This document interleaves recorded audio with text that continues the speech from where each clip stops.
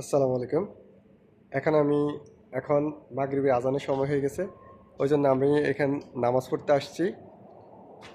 এই, এটা হচ্ছে ছোট মসজিদ। এটা হচ্ছে খুবই ছোট মসজিদ, কেআরবি দিয়ে তৈরি। এটা হচ্ছে মসজিদ, মেইন মসজিদ। আর এটা হচ্ছে হাম্মাম। আর এখানে একসাথে 3 জন, 2 জন, 5 জন উজু করতে পারে। এখানে আছে হারেসের রুম। আর এটা হচ্ছে মসজিদ। আহ, শুক্রবার হলে শুক্রবার হলে এখানেও মানুষ আসে, এখানেও নামাজ পড়ে। আর এখানে পানি পান করার জন্য 3টা ইলেকট্রিক কুলার দেওয়া আছে। আর মসজিদটা আমরা দেখি ভিতরে আসলে কেমন, খোলা কিনা এখন। হ্যাঁ, খোলা আছে কিন্তু এখন বন্ধ।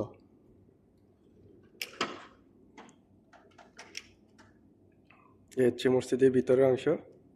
এখানে এসি, পানির কুলার একটা আদি আছে, আর একটা আছে।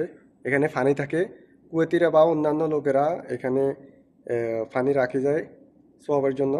তো যারা নামাজ পড়তে আসে, নামাজ পড়ে যাওয়ার সময় খায়, দরকার প্রয়োজনে ইয়ে করে। এখানে এসি লাগানো আছে, এখানে 3টে, ইভেন এদিকেও 3টে, 1টা 2টা 3টে। এই এখানে নামাজ পড়ে, কোরআন শরীফ আছে সিরিয়ালে। প্রত্যেকটা মসজিদে এরকম কোরআন শরীফ আছে সবগুলো। এখানে জুমার নামাজও হয়, এটা আমার কাছে খুবই ভালো লাগছে যে এখানে বেশি কুয়েতিরা কম থাকে, বেশিরভাগ আজনবীরা থাকে।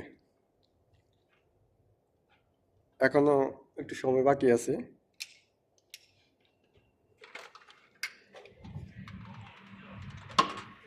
সালাম আলাইকুম। ইনি হচ্ছে ইমাম সাহেব, বাংলাদেশি। এখানে আপনার পার্কিংয়ের জায়গা আছে বহু।